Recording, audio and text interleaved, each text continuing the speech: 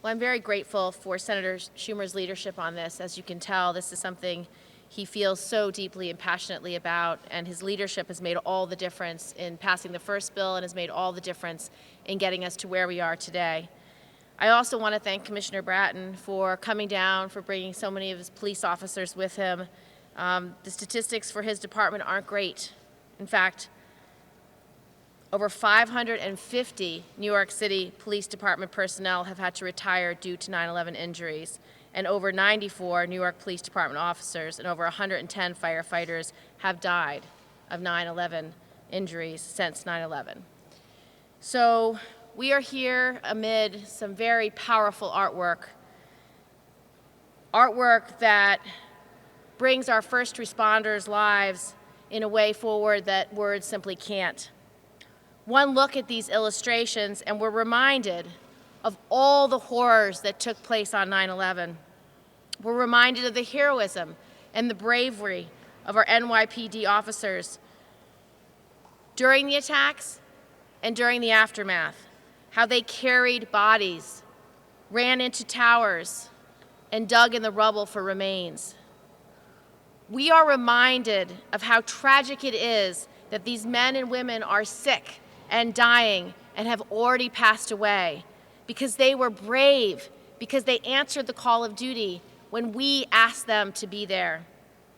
We're reminded that more police officers have died since 9/11 than on 9/11. And we're reminded how shameful it is that Congress still has not passed a permanent reauthorization of the health and compensation programs. I hope all of my colleagues have a chance to come and see this exhibit, especially those members who have failed and refused to sign on to our bill. These illustrations will refresh their memories about what our nation actually went through on that horrific day and the days and weeks and months afterwards.